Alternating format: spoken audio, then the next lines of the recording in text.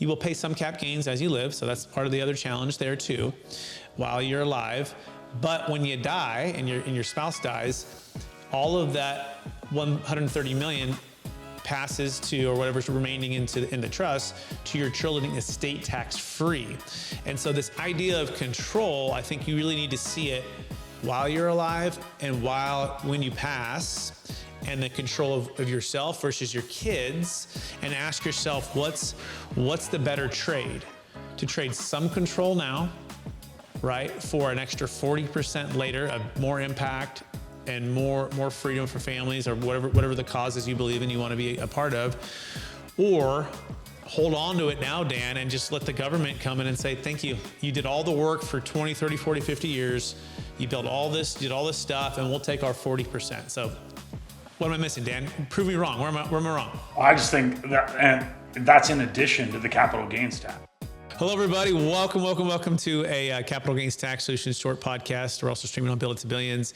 I'm Brett Swarts, founder and CEO of Capital Gains Tax Solutions. And this is Dan Palmer, top leader at our company, DST strategist.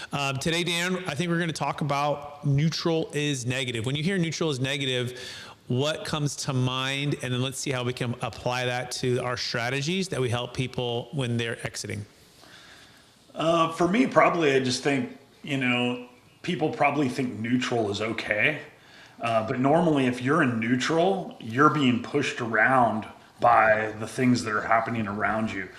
We both grew up in Sacramento area. I used to always go to the river on the weekends and when I was a kid, and we would walk as far upstream as possible, and we'd jump in and float down.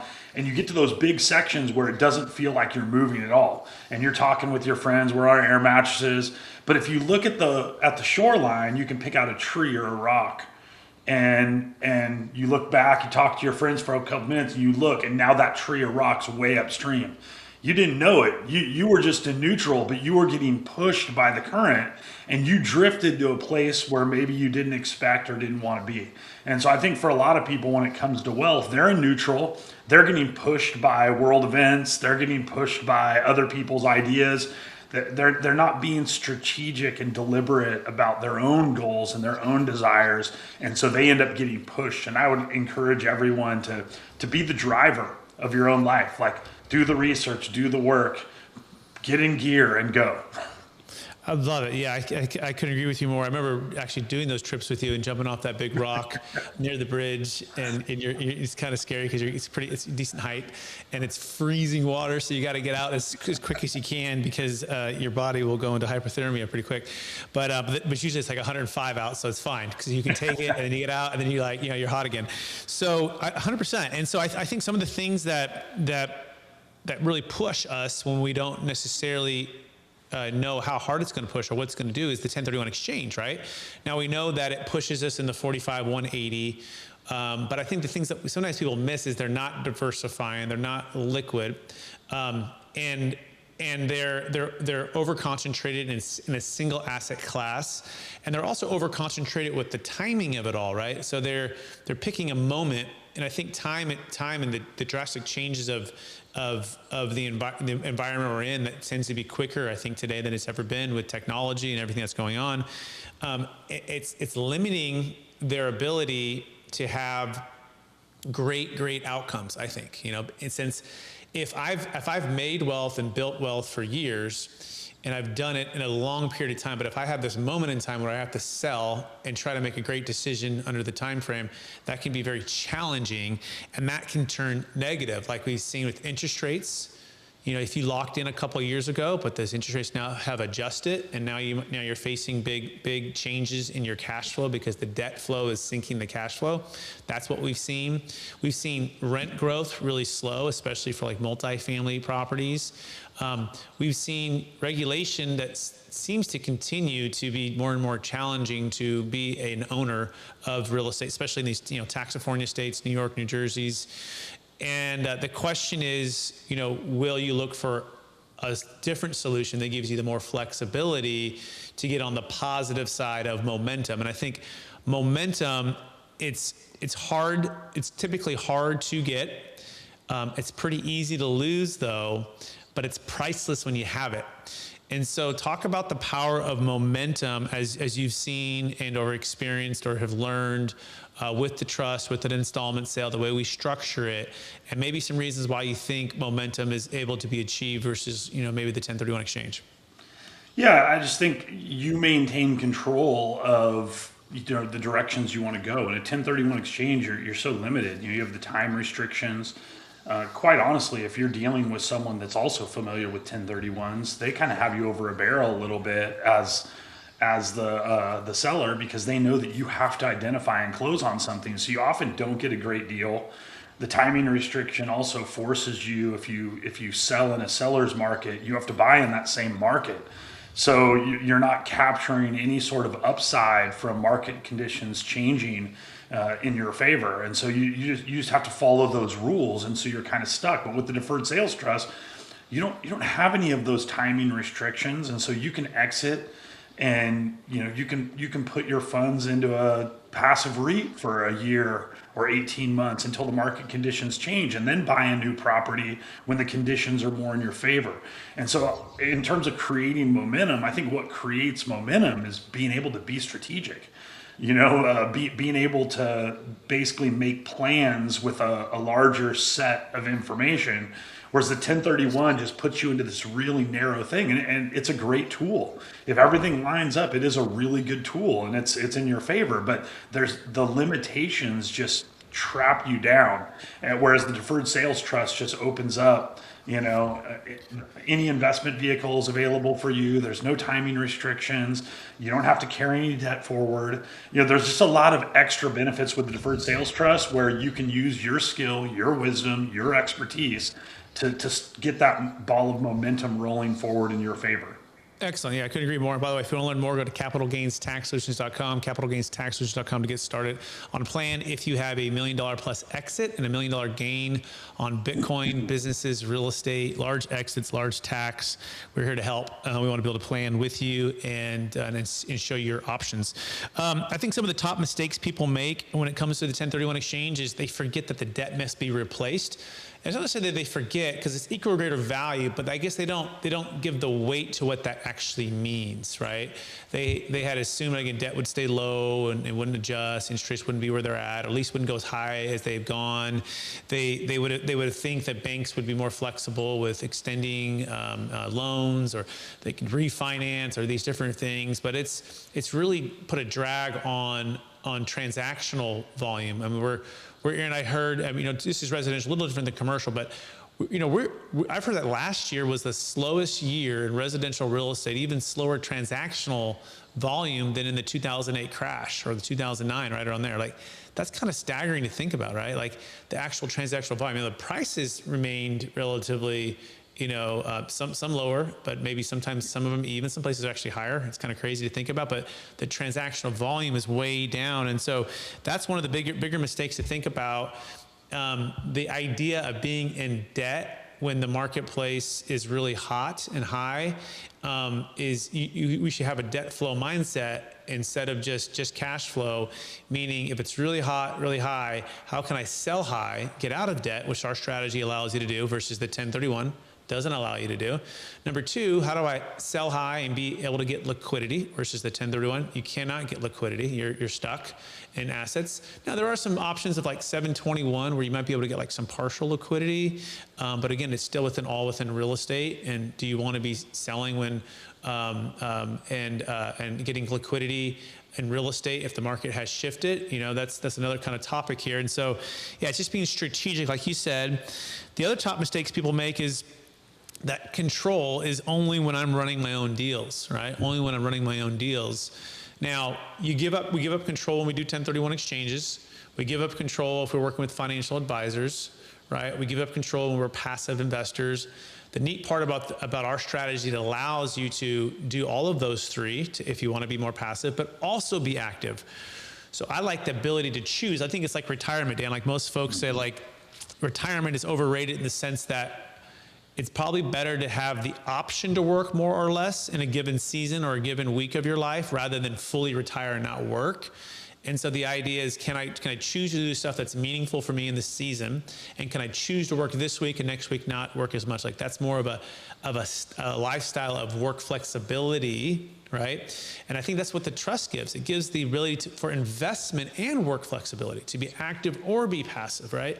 And not be stuck into one part, one asset class, one set of parameters. So I think that's a big piece there. But you do have to give us some control. You have to work with a third-party unrelated trustee. That's us, right? You have to be willing to not be an owner of the trust. You're a lender, you're a creditor. Although our 2.0 version, your children can be the beneficiaries. It's a little different, it's a little closer to ownership, but while you're still alive, you're giving up some controls with the trustee. But talk about this, Dan, for a second. We'll move to the next biggest mistake, which is estate tax, and or thinking that stepped up basis will solve all of my tax problems. And this kind of links into control. And so, Dan, talk about the challenge of the estate tax as you understand it, and why the stepped up basis won't solve it. Yeah, stepped up basis is a great tool also. All of our clients, most of our clients have real estate. Some have business sales, but mostly it's real estate. And so they know about the stepped up basis. They're excited about it. But the reason they're coming to us is that they're tired of, rising property tax. Like owners have no real rights anymore. It's tough. And so they don't want to manage the property anymore. The problem with the stepped up basis is that you have to manage the property until you die. So you still have that same problem. So how do you find an alternative to the stepped up basis that gives you the flexibility and allows you to your family to have the legacy of your wealth without managing that property until you pass away? And that's really what the Deferred Sales Trust does. The estate tax, on large exits, our DST 2.0, you can basically move the wealth that goes into the trust goes outside your estate, and so you save that 40% forever. But I look at that as being a secondary or tertiary benefit. You mentioned retirement before. I'm a lot closer to that than you are. It's not an energy issue. People who are getting closer to my age, they still want to work. They're still driven and motivated. We just don't want to do the dumb stuff that we've done our entire life and we're sick of. And so we want that freedom to say, no, I'm going to do the things I care about, that I'm passionate about. I just don't want to do the little things that when I was 23 and I just have to do this because it's a job and I'm an employee. We don't want to do that anymore, but we still want to work. And I think the DST does the same thing in terms of retirement. It's like, hey, I don't want to manage that property. I don't want to do all those. I don't want to deal with tenants. I don't want to deal with property tax going up every time. I don't want to deal with the price of repairs and all that. I just don't want to deal with that anymore. I still want to be in real estate. I still want to invest. The DST gives you the flexibility to kind of go more passive. And so, and also to get all the money that goes in the trust outside of your estate, which is in addition to the capital gains tax benefits. Now you have a 40% estate tax benefit as long as you're above the thresholds. So just the power of it, I think, is so incredible for people that are maybe more in my stage of life, Brett. Yeah, I think that's spot on. I love that. And just to be clear too for folks, like Delaware Statutory Trust, people get confused with what we're talking about here, Deferred Sales Trust, those two. And someone would say, well, the Delaware Statutory Trust, you don't have any of your active toilets, trash, or termites, right? And that's true. And the Delaware, so what's the main difference between the Delaware and the Deferred Sales Trust? Well, Dan talked about the 2.0 for sure, eliminating that estate tax, whereas the Delaware 1031 just keeps that inside the taxable estate. Number two, you talk about control, Dan. Like if the objection is, hey, I don't want to give up control to a third-party trustee. On a scale of 1 to 10, let's say you're giving up 2 out of 10. On a Delaware, you're giving up 9 out of 10. Yeah. You literally have no control, no liquidity, no diversification, no ability to do your own deals if you want to do your deals, no ability to go into other asset types. It is forever sailing gone, and a lot of times it's around 5%. And so you think about it why are you selling and what is the purpose here? And if your objection is giving up control, by the way, this is the piece that people also miss. If they go, I had a gentleman last weekend, well, I actually really like this Delaware deal that people sent to me. I'm like, perfect, I love that. Why don't we put it into the trust and let's put X amount into that exact same deal? the trust can invest into that passive deal, that exact same deal. He's like, oh, yeah. Like, just because you don't do a 1031 into it doesn't mean you can't just invest as a passive investor, and the trust can do that. I said, the difference is you can diversify. You can dollar cost average. You can put smaller amounts. Like, why would you put all of it all at once into this one deal? And he's like, that's a good point. Exactly. So don't miss that, right? The Delaware Statutory Trust, you are giving up all your control, right? All your control for typically a 7 to 10 year period. Here's the beauty of the Deferred Sales Trust. The moment it closes, and we work with entrepreneurs all the time. I call them real estate entrepreneurs, but just regular entrepreneurs who have businesses too. You can partner with a trust, like a self-directed IRA, and you can go do your own deals. Guess what? It's almost like you have control again. It's almost like you have 100% control again. Now, you don't 100% because as a trustee, we have to approve of it and we have to follow those parameters, but the odds of us saying no to you are very low. And in fact, we can have a thesis and a setup of where and how we're going to invest the funds prior to anything closing. So, it's never been a problem with any of our clients to go into deals they want to go into. You just have to set it up and you have to follow the procedures, right? But those are key. And then Dan caught the big one, right? The estate tax. So this control thing is really interesting because if you think about this, Dan, the way I look at it is like this, okay? So if you don't give up some control while you're alive, in other words, do DST 2.0, you will give up way more control later, and or your heirs were. I mean, you'll die, right? You'll die, and your kids will get a stepped up basis on the, let's say, your estate. But anything above 30 million married, 15 million single, the government's going to basically seize control by force. Within 9 months, you need to pay your estate will need to pay 40% of that amount. So let's do the math here. Let's say you're a gentleman that owns some mobile home parks in California. They're worth 130 million hypothetically. They have a zero basis hypothetically, no debt to keep it simple. And you're married, so you have 30 million of that is exempt, but the other 100 million is inside the taxable estate. If you do nothing, the stepped up basis happen. This is where neutral is negative here, right? You go, oh, like I maintained control, I kept all the things, I got the stepped up basis. You did until you died, and the government seizes control of 40% of that 100 million, which is a $40 million death tax. Okay, and so you need to get it outside the taxable estate. You need to do that before you die. And our solution allows you to do that by selling. We find a buyer for 130 million. Trust jumps in right in between.